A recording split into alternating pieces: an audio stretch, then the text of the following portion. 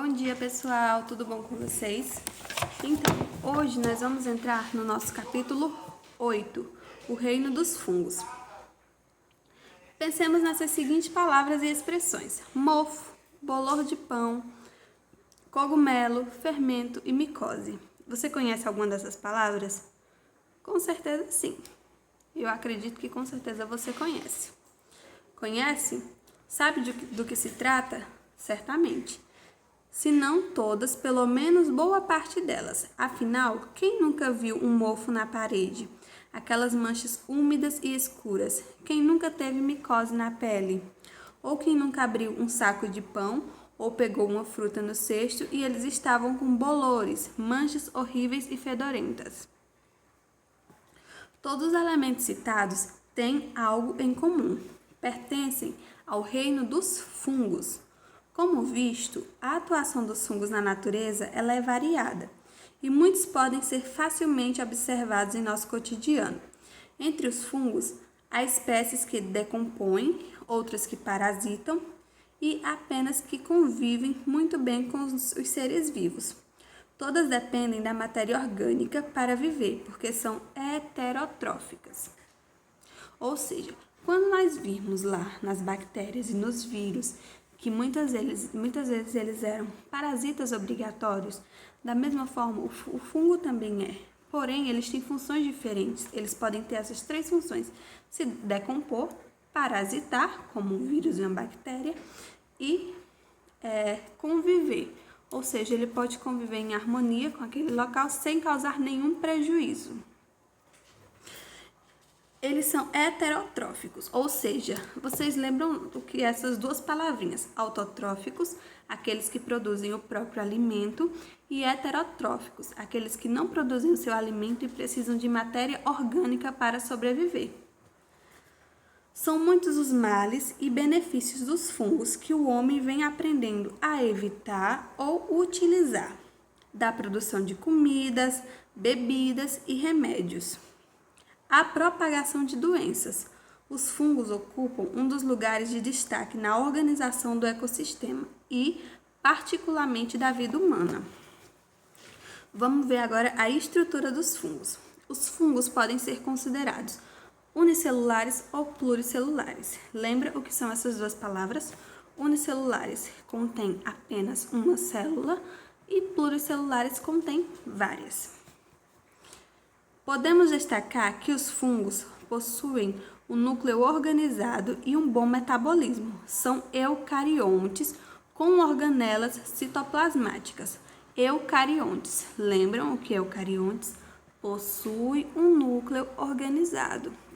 Procariontes possui uma estrutura primitiva. Não tem um núcleo organizado. Eucariontes possui um núcleo organizado. Lembrem, assim como as plantas, os fungos possuem parede celular. Lembram-se das paredes celulares? São estruturas rígidas, feitas de uma substância chamada de celulose e que envolve as plantas e vegetais. Pois bem, as dos fungos são diferentes, porque elas são feitas de quitina, que é outro tipo de carboidrato.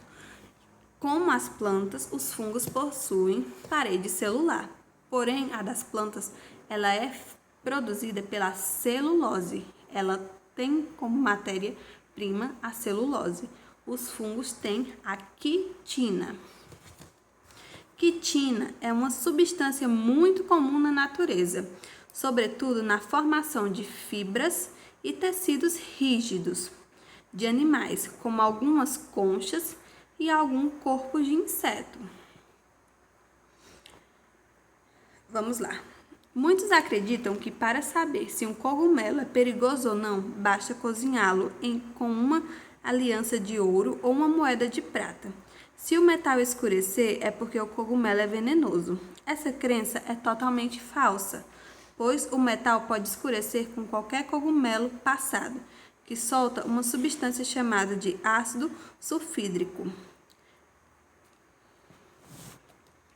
Ele está mandando fazer uma pesquisa, mas isso aqui a gente conversa daqui a pouco, tá bom? Os fungos, durante muito tempo, foram confundidos com vegetais, Por quê? Porque, como vocês sabem, o fungo, ele nasce no solo, parece uma plantinha. Acho que vocês já devem ter visto um cogumelo por aí, né? Ele nasce ali na terra. Então, muitas pessoas, por muito tempo, confundiram os cogumelos com plantas. Por quê? Porque ele nascia no solo, então confundiam com uma planta.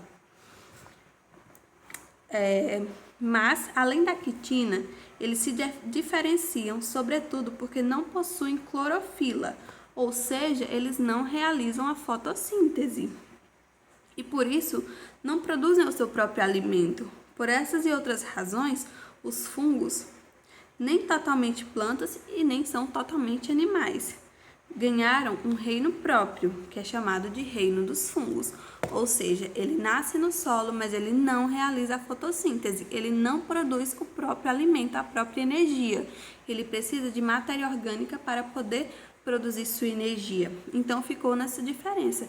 Ele nem é um animal e ele nem é uma planta. Então foi criado um reino separado para ele, que é o reino dos fungos. Essa ocorrência pluricelular, as células dos fungos se organizam em filamentos microscópicos, denominados de hifas. Um emaranhado grande de hifas forma um tipo de massa chamado de micélio. Olha aqui, ó, a foto das hifas de um fungo. Tá vendo essa imagem aí na página 83? Pronto, são as hifas do fungo. E aqui a imagem do micélio do fungo, nessa segunda aqui, ó. Essa segunda imagem. Já os esporos são as estruturas responsáveis pela reprodução dos fungos. Portanto, hifas, micelos e esporos formam basicamente o corpo do fungo. Hifas, micelos e esporos. Muitos fungos, sobretudo os terrestres, quando suas hifas estão sobrecarregadas de esporos, ou seja, férteis e prontas para se reproduzir, desenvolvem um corpo chamado de frutificação, ou os famosos cogumelos. Olha aqui, vamos ver essa espécie aqui de cogumelo que eles deixaram aí na página 83. Espécie do tipo de cogumelo de chapéu. Se desenvolvem em meio subterrâneo, mas para se reproduzir precisam se expor ao meio aéreo através dos cogumelos. Na imagem, cogumelo Amanita muscaria é uma espécie muito bonita, porém alucinógena. Ou seja, ela pode causar um prejuízo àqueles que consumirem ela. Então, é um cogumelo que ele não pode ser consumido. Olha aqui a estrutura dele. A partezinha de cima, esse chapéuzinho aqui, ó, é a estrutura reprodutora. Essas partes aqui embaixo, ó, são as hifas. E essa parte mais aqui embaixo do chapéuzinho são as estruturas reprodutoras de esporos. E aqui embaixo, que a gente pode chamar de raiz, entre aspas, claro, é o micélio. Pronto. Então, a gente compreendeu um pouco da estrutura dos fungos hoje, o que são os fungos, onde a gente pode encontrar no nosso dia a dia, né? E a gente teve essa compreensão geral.